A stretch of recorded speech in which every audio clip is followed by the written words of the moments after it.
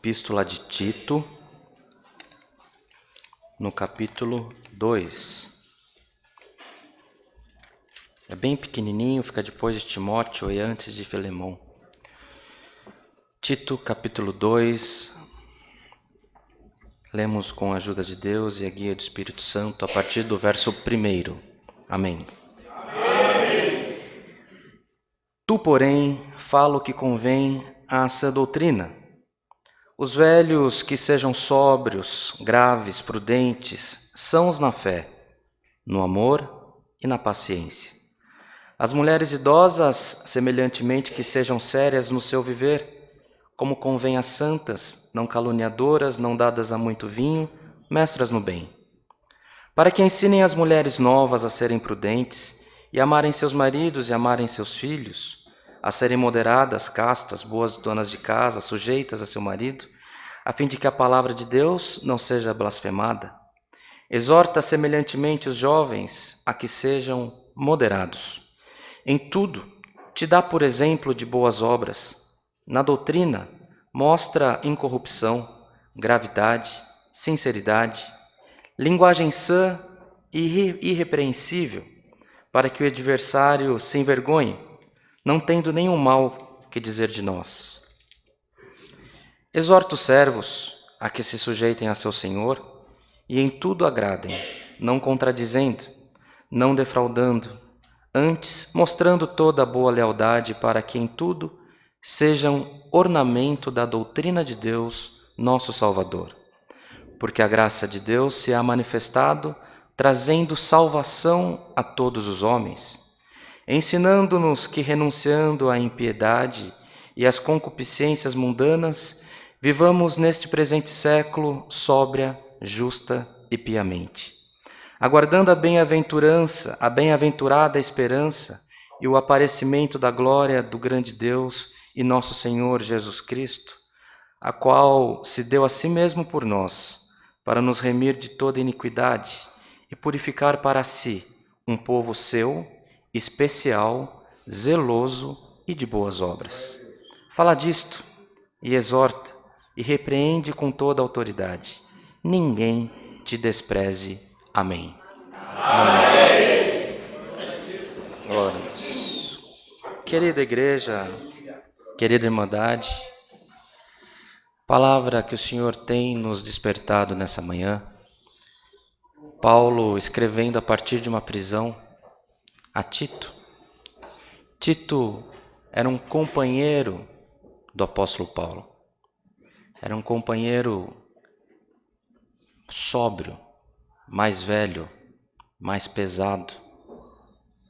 Não era muito afeito a brincadeiras, porque a idade já havia chegado, mas um homem que se converteu aos caminhos de Cristo, sendo ele grego, mas ele acompanhou, ele assimilou o Evangelho e começou a trabalhar em prol do Evangelho de Jesus Cristo. Esteve com Paulo em diversas missões. Quando Paulo foi apresentar a missão que o Senhor tinha dado a ele de anunciar Jesus aos gentios, aos estranhos à fé dos judeus, em que houve uma importante reunião em Jerusalém, Tito estava com Paulo, estava acompanhando ele. Foram lá para mostrar que às vezes não é pela forma, não é pela liturgia, não é pela roupa, nem o comprimento do cabelo que o Senhor faz ou deixa de manifestar o poder dele sobre nós. Irmãos, e o apóstolo Paulo recomendou a Tito que ele fosse cuidar da igreja em Creta, uma ilha grega, e essa carta é para o ministério de Tito quando ele estava cuidando daquela igreja. Uma terra promíscua, uma terra pecadora, uma terra, irmãos, que era conhecida, a pessoa de Creta era sinônimo de mentiroso, de enganador. E é nesse ambiente que o Senhor, pelo trabalho de Paulo, pelo trabalho de Tito, o Senhor permite que é plantada uma igreja abençoada por Deus na terra. E o conselho, irmãos, do apóstolo Paulo para Tito, quando começa a leitura dessa epístola, que é uma epístola pastoral, uma epístola que ensina, a Paulo se apresenta como o mensageiro de Deus através do ministério da piedade. E aqui nós lemos, irmãos, o texto que fala como nós devemos seguir, como nós devemos proceder aos irmãos que serão ordenados, consagrados, consagrada, como nós devemos seguir na nossa vida ministerial, como devemos seguir na nossa vida cotidiana. E nós, irmãos, como sendo todos corpo da Igreja de Cristo, como nós devemos nos apresentar diante de Deus. Aqui fala que devemos ser sóbrios, que devemos ser retos, mas nós precisamos ter misericórdia no nosso coração. A salvação, nós lutamos, cada um de nós lutamos pela própria salvação. Estamos numa briga diária contra os exércitos inflamados do inimigo nas nossas vidas, mas nós devemos ter a nossa mente dedicada a servir a Deus, a seguir os caminhos de Cristo, a buscar para estar dentro de nós manifestado todos os dias o Espírito Santo do Senhor. E nós, quando nós nos despimos, irmãos, das nossas verdades e colocamos Jesus Cristo, o nosso Senhor, na nossa frente como uma nossa única verdade, nós passamos dias, meses, anos e o mal não chegará na nossa tenda. A palavra do Senhor, irmãos, nesta manhã, não precisa se demorar. Fala da graça, fala do amor, fala da sobriedade. Qual é o plano da salvação da tua alma? É você com o Senhor Jesus? É você tendo misericórdia na sua boca e no seu coração? É tendo o amor para com todos? Não querendo nós, irmãos, nos fazer como julgadores e juízes, querendo afastar um ou outro da comunhão do Espírito Santo, mas entregando a todos, a nós mesmos, a nossa família, a nossa igreja, nas mãos do Senhor, para que o Senhor use de misericórdia para com todos nós. E esse é o caminho da salvação. Vamos, irmãos, tomar essa palavra, vamos tomar esse dia especial, um dia, irmãos, que nós vemos a manifestação do Espírito de Deus sobre a vida desses irmãos. Veja os irmãos, não muito tempo atrás, a família da irmã Eunice passou por uma grande provação.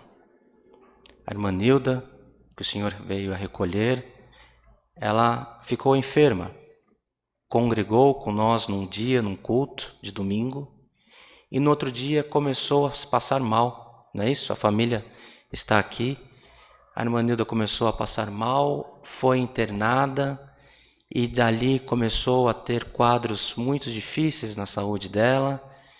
E, irmãos, um dia nós recebemos um pedido da família para que estivéssemos orando pela serva de Deus no hospital. Naquele momento, o irmão que foi convidado não podia, mas nós convidamos o irmão André. E o irmão André prontamente estava indo congregar em Sorocaba, mudou o caminho para atender a aflição daquela família e apresentar a Deus em oração a vida da nossa irmã Nilda. Veja os irmãos como as coisas são na presença de Deus. Ali o Senhor transformou a vida da irmã Eunice, do irmão André, do irmão Silvano, preparou que eles se unissem porque eles têm um trabalho na terra para defender o Evangelho de Jesus Cristo.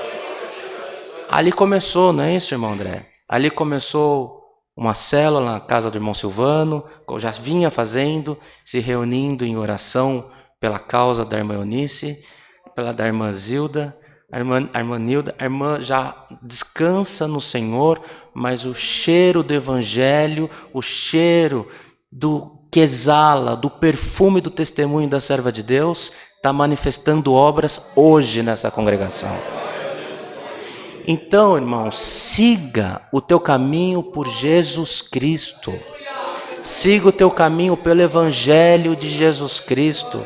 Não olhe para o lado, não veja quem deve e quem não deve estar junto de você, mas abraça e tenha todos nós, os que serão consagrados, ordenados nessa manhã, e todos nós que somos o corpo de Cristo, que tenhamos primeiramente a piedade nos nossos corações.